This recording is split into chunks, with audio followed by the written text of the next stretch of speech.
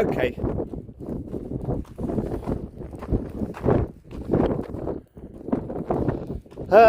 Astrology and other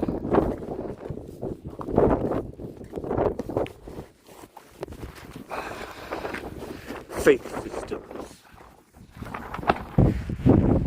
Start from the following point now.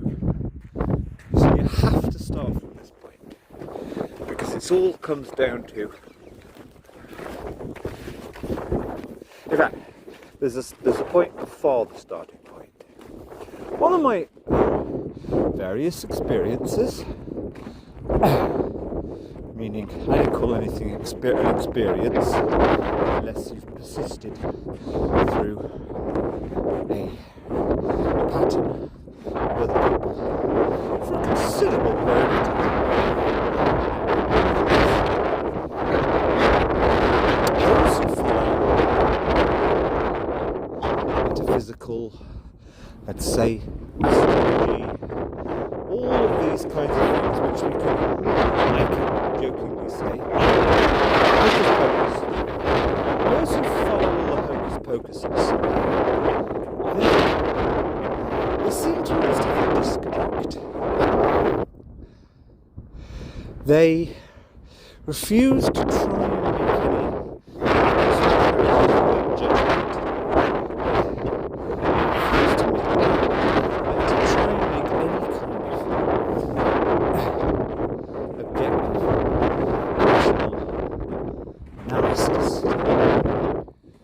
Almost impossible anyway. They refuse to try, and they imply. Now, what do I mean by that?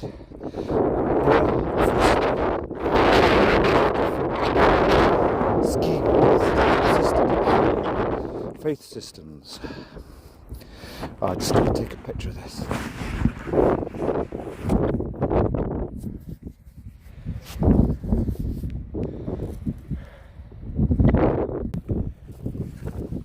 I've just discovered that I can take a film with this paused. Didn't think I could do that because there was a little dog shit back. Right, carry on. Where was I? Yes.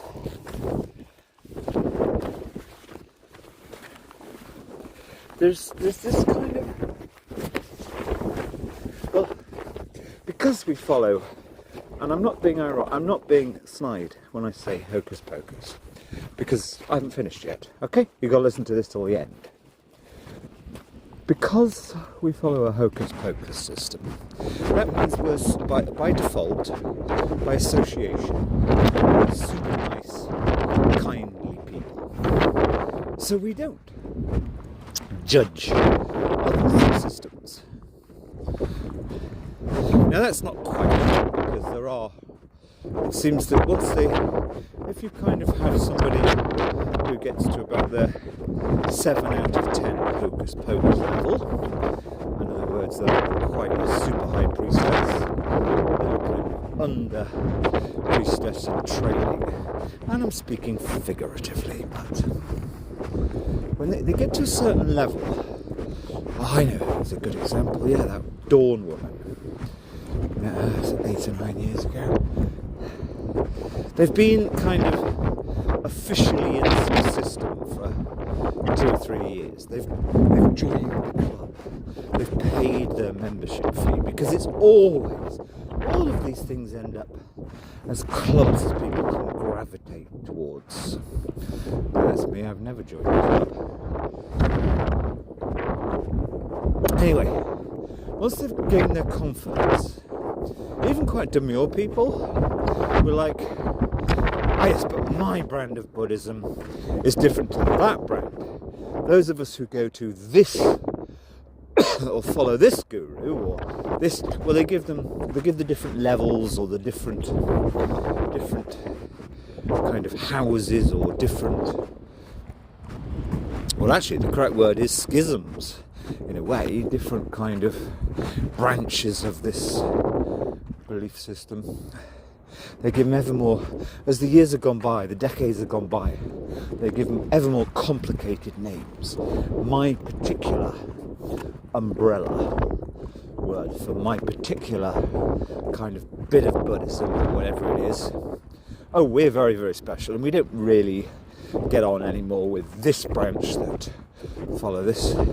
So in actual fact, they are umbrellas, because their umbrellas pull down over their eyes. They don't even want to recognise or smile at other branches of more or less the same belief system or faith system. Anyway, yes, but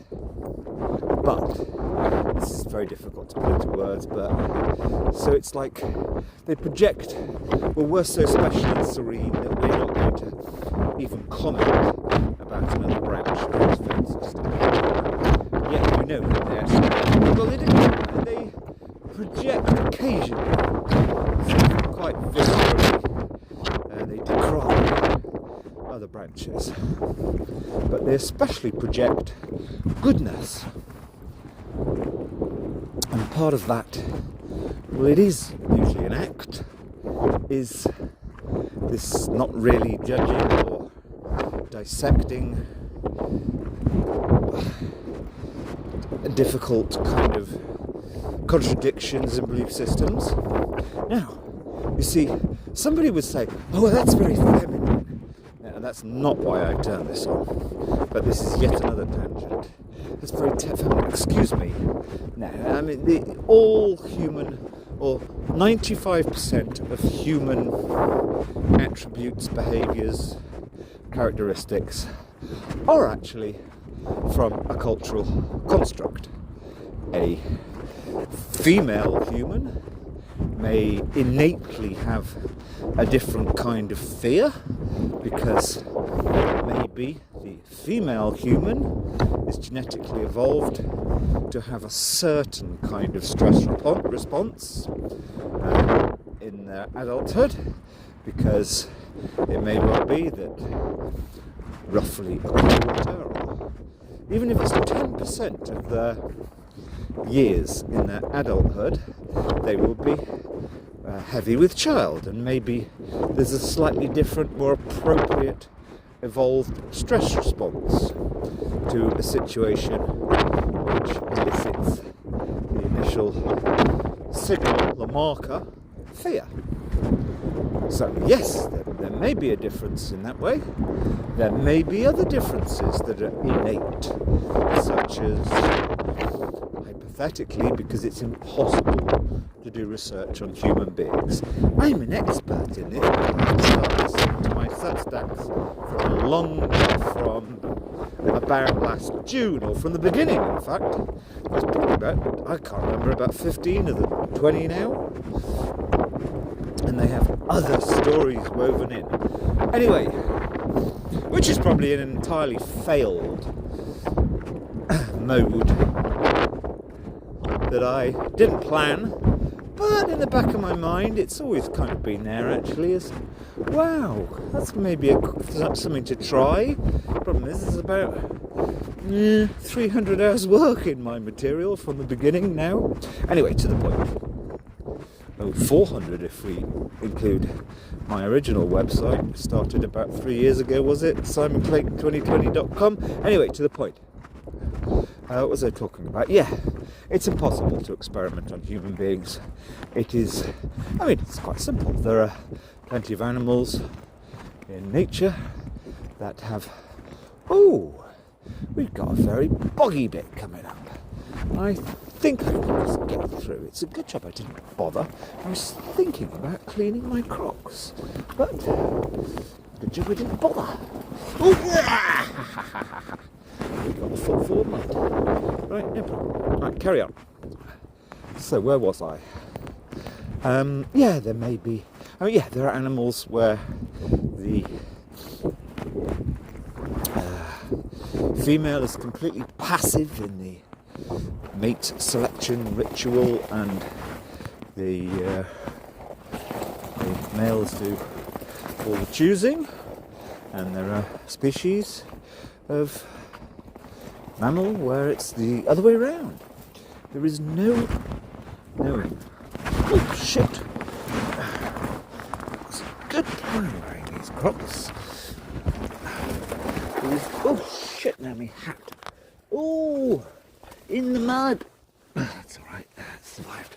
There is no knowing what is truly innate behaviour in human beings, except for the most basic things like fear response, because we have everything is a cultural construct that for 5,000, 10,000 years has been warped by different behaviours in different groups of people, depending on what their passed down memes or culture or whatever you want to call it are.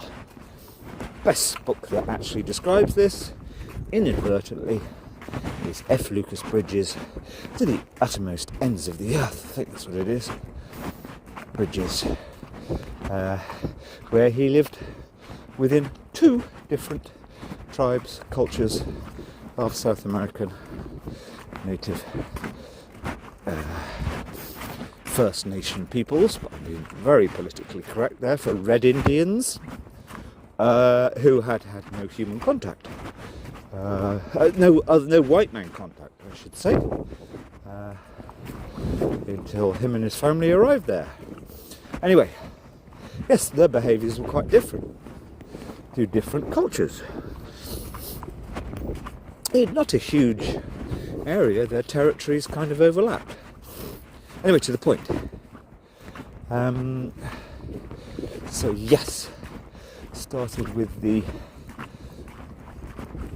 So yes, you have this thing of the hocus pocus lot, kind of, I don't know, technique almost, I suppose, I don't know. It's a culture, but it's astonishingly ubiquitous amongst groups that I've bobbed around who've not encountered each other. And yet, knowing these people over time, they're just as ordinarily problematical, immoral, contradictory, at times downright dodgy as anybody else. Maybe even slightly more. So that's your starting point. Now that's the introduction.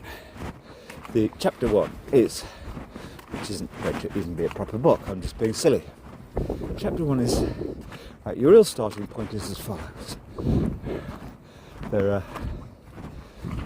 cultural behaviours, but traditions, belief systems, faiths, whatever you want to call it, which really, as a modern human being, post-enlightenment, you really do have to say, well, we have to judge that they were problematical.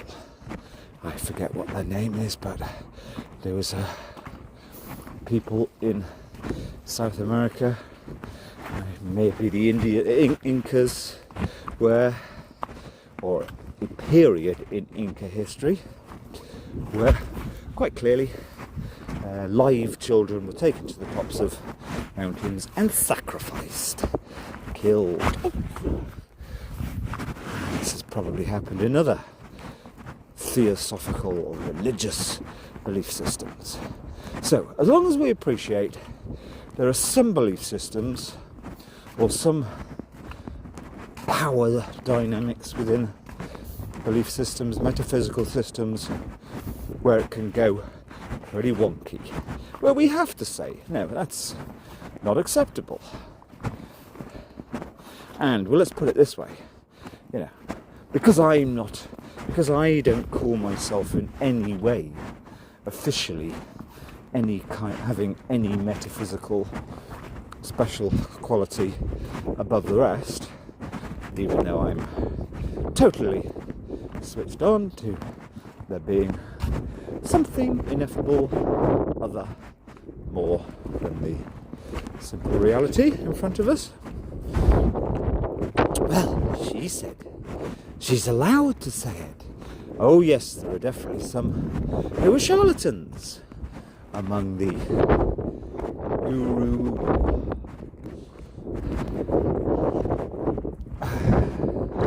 lowly high priest class, whatever you want to call them.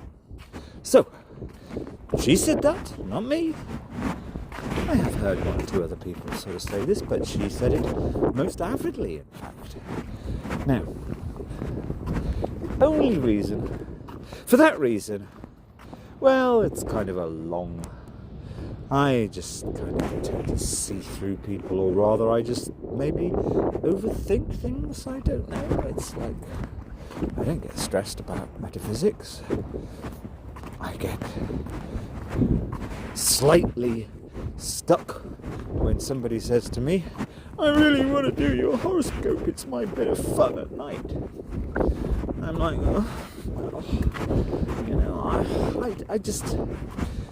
Okay, the words I've always hated, even though she used mine against me, kind of almost, and certainly just... You know, I can't stand this stuff. It's like jumping to conclusions. You get some stupid few paragraphs, probably. Oh, well, that's the way it is. Bullshit. Like, life, the periods, the phases we're going through as human beings, we might be at a slight turning point. I categorically say a turning point, really. It's proved to be entirely successful. I didn't think it could be, really, but I put myself at a turning point, pivoting point a year and a half ago. No more causes. The only cause is to try and be honest, and maybe even right, intelligently, about why standard routine causes, which for years are necessary and most people agree with, have failed. It's not me. I know this for a fact. Even though, like, the number one rule in life is don't blame other people. But I know it's not me. Anyway, to the point. So, one of the things that I've kind of been very wary of for many years is astrology. And I really don't like anybody saying, well, you're a Gemini, so you are X, Y, or Z. Well, they generally start, you know, you're the twins. And it's like, I'm not sure. It's like, I've thought about it many times. I suppose the first time anybody mentioned astrology was, I don't know, in my 20s at some point. I met some very suspicious, very expensive old crone astrologer to the rich expatriate Middle East class. She would base herself in the Kensington Hotel. Very suspicious, and actually what kind of always sort of pissed me off about the ones that were kind of higher level, they never seemed to have really very good manners. They were kind of jumping. Oh, I see this. Now, why can't we just have a bit of manners here first? You know, hi, my name's Simon. What's your name? I'm interested. Where are you from? What? To get power, just... Anyway, so, walking across their bar, and it just kind of comes to me. This sort of thing, well, bizarrely, and of course it is a little bit of fragile ego, I'm not perfect. Bizarrely, one of the things in my life that I can never let go of, actually, is I've always been phenomenally practical. I never, ever lose it. I'm never officious, but it's like, I'm the one there. No, not that I've done much kind of being in nature or travelling in groups or anything like that. In fact, I've hardly done it at all. I've always been solo. But I'm the one who's going to have their act together. I'll be figuring, can't afford to miss that bus, so I've got to take precautions. Not OCD, not stressed out, going with the flow, up until that last moment when well, I've really got to make sure I do reach that point in a travel. Otherwise it's going to cost me 500 quid because I might lose a ticket. Or more importantly, just like being single parent, that kind of thing, always having everything covered. Going away, having everything I need for going away with a kid, economically, all the right cooking things. Simple, but just having enough. You don't want to be having to go and buy a can of whatever. One in a little go box that I would have for our travels. And of course one in the house, etc. Yeah, so absurdly practical. I am just always practical, methodical. Mainly actually also because I really can't stand waste, not at an OCD level. Waste takes away from me my ability. I have the time to walk. I walk like this 3 times a week because I'm very careful not to waste anything. I really don't waste anything because stuff, wasting energy, wasting this, wasting that, wasting food costs money. And I want to save my money for absolutely categorically the things that I've got to spend it on. Every friggin' penny I resent almost. I'm not mean, it's just all so unnecessary. And yes, give me plenty of time to do the things not I want to do from some bungee jumping expedition and put it on Facebook thing, but just no, I just want to keep my body going. I'm so much better off for really doing my 30 kilometres a week ideally. Anyway, so yes, I hold on to that. Perhaps it is just if it's my mom, that's what I hold on to. Practical, extremely practical, methodical.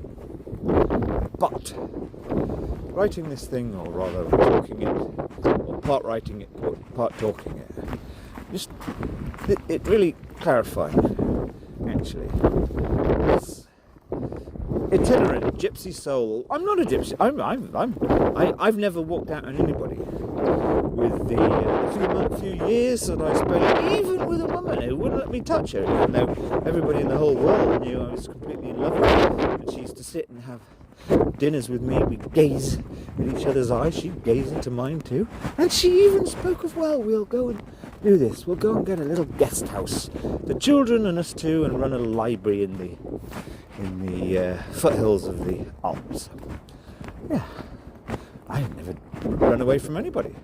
It's like quite clear that she kind of rightly pushed me out of the, just gently start, I knew that it wasn't going to, no, it couldn't go further because she actually had to deal with the stuff prior to us becoming very good friends.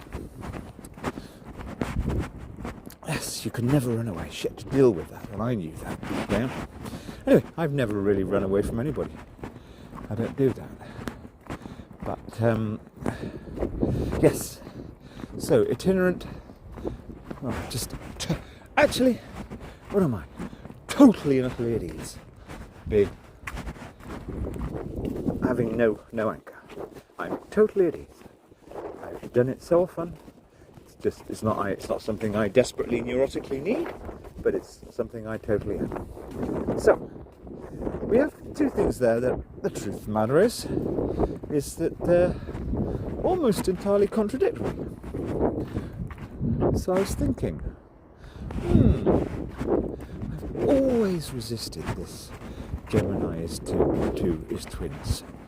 But maybe that really is me. But let's go a little bit further. But this is where you need, and I can't stand Britain anymore, because you can't even use the following word. I mean, the good old-fashioned proper, I can't quite define it now. The second, but the good old-fashioned proper word is, for the part itinerant, is romantic. You have a romantic, I mean, what does romantic mean? It's not just about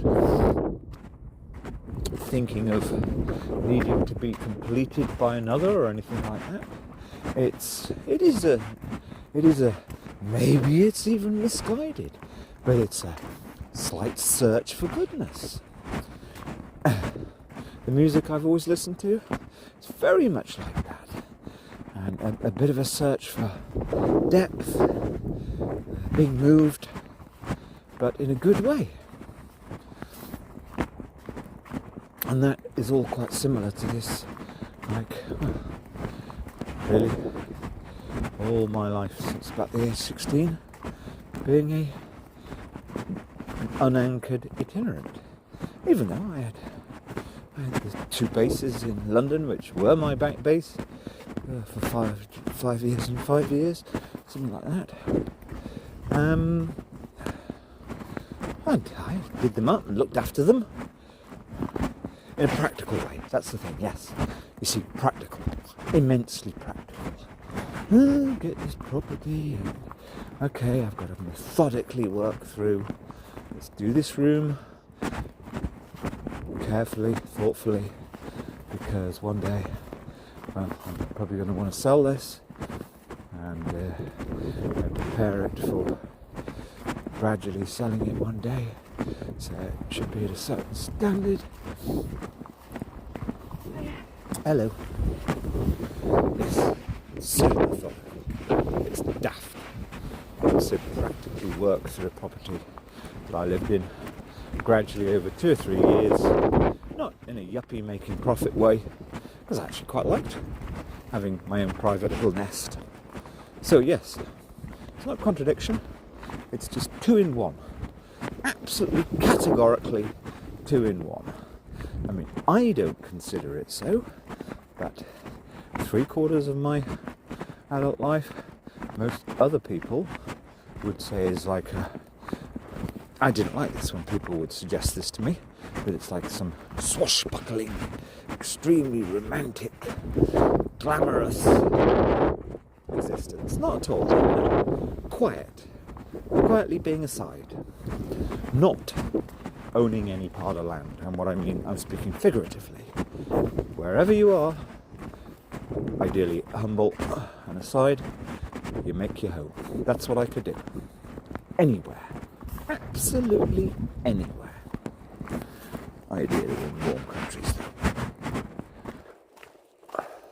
So yes, maybe I'm prepared to admit I've never actually even enjoyed the idea of the word astrology. It actually slightly gives me the heebie-jeebies. But maybe, looping back to the intro, maybe it is a belief system, theosophy, call it what you want, a faith system, that is valid. I don't know. What I do want to know is, really, is there genuine, objective, rational evidence that it helps? Does it help us? Does it help us? Or does that mean... Now, of course, I'm not going to be able to personally answer that question, because you can't jump to judgments. That's the problem with everybody. To even begin to think of the answers to such questions takes decades, whatever they are. If they're... Oh, shit! Ah! No, we alright, we're okay. Close though. Oh no, me hat again! No, that's not close. It's in the mud. Oh! It's just about gotta survive. Now, the most important thing is I don't slip. It's quite a bad mud area. Now, dropping my hat's got nothing to do with not wearing walking boots. If I had walking boots on now, with grips, now I've not seen a puddle anywhere this bad. It's not that bad anyway. What am I talking about?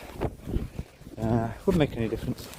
But actually, more important, you see, I would have got them covered in mud. and I'd have to clean them off before. Okay, I came. Let's go this side. Yes, so let's get back to this. So, decades to figure things like, are there really genuinely innate differences between man and woman? Well, you can't possibly answer that unless you also have fully studied anthropology, evolutionary biology, quite a lot of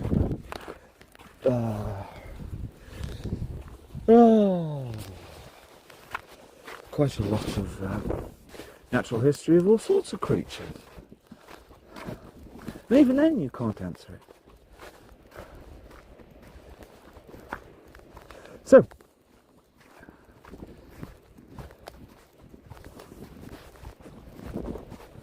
yes, I've never actually allowed myself to accept this stereotypical astrological assessment of the June. I'm not going to get into, is it in Uranus rising or fucking whatever, but yeah, I've actually always hated that when people say, oh well, you must be the twins then. I don't know. Possibly. I've never actually allowed myself even to think about that before. And I do allow myself to think about some other schemas or realities. Right, that's kind of enough on that.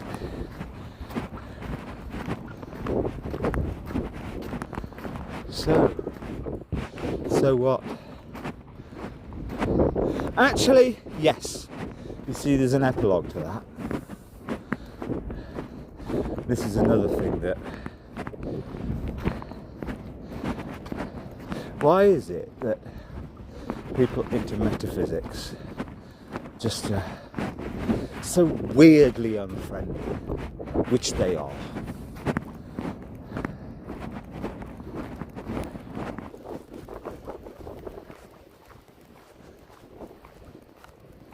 And I don't, if I've spent time in the presence, I mean, I didn't have to.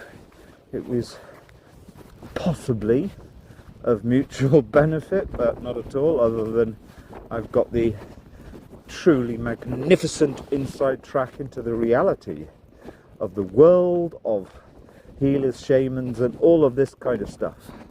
They are mean. And that's them saying that about each other. It was worth spending 300 or 400 hours on Ms. Watkins' slightly con project. Slightly con, almost certainly inadvertent con, we'll call it. It was worth doing that. For not what she agreed, or I thought she'd agreed because it was in writing to her. Every hour I put in, you'll find something non-sexual, which is an hour you give me back at some point. Finding cheap storage. You've got 800 Facebook friends and they're all kind of suckers up to you in this region. I'm sure one of them will have a barn.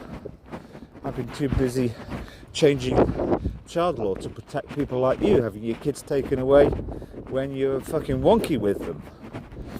Anyway, why'd I go on to her? Yeah, well, with somebody like that, I'm incredibly polite, and I didn't even put in any slight hint that I might be slightly sceptical about their fanatical pronouncements that are messianic. They almost always are. In her case, quite a lot so. I didn't say anything.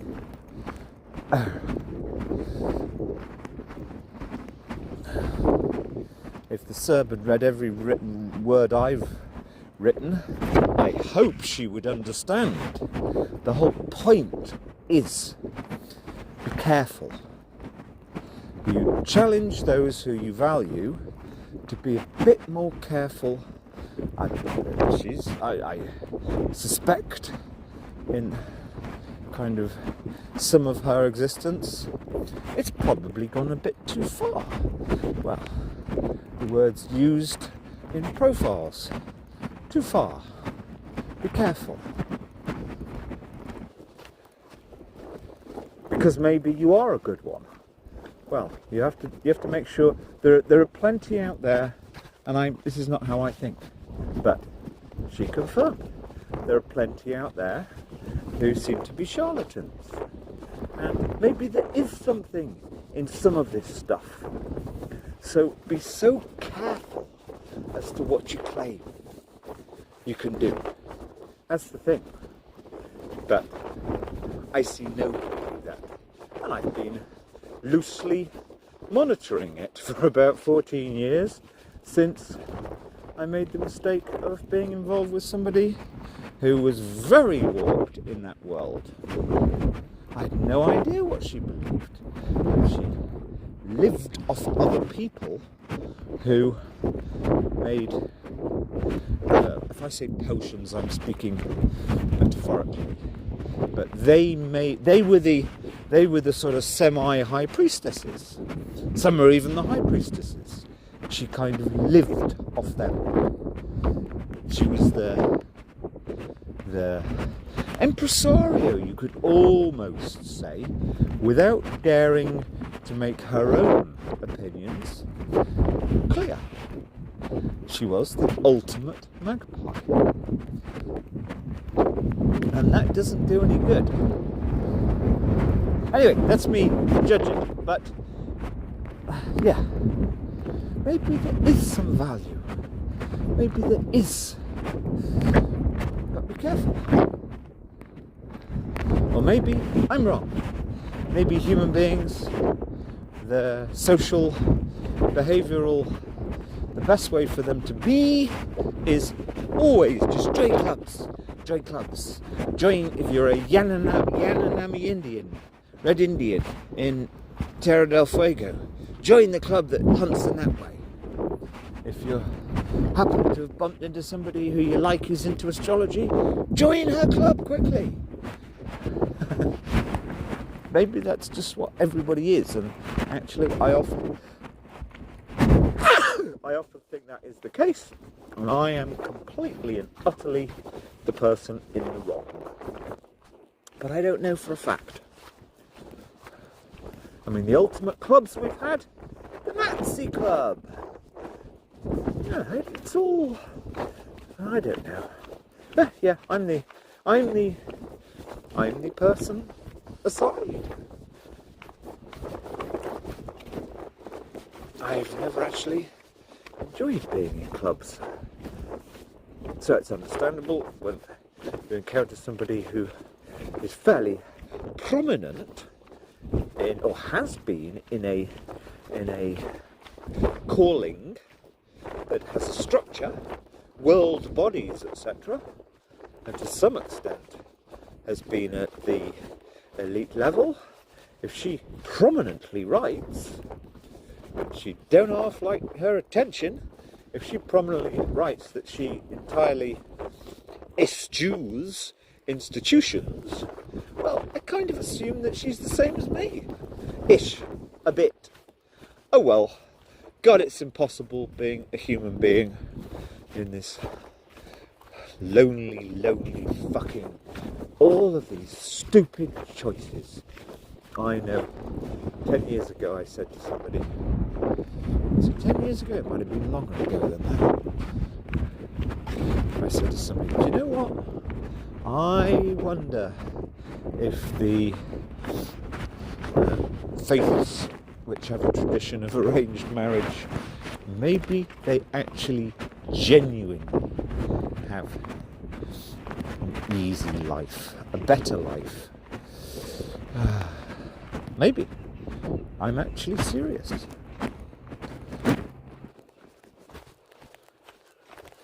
What can I say? Other than the end.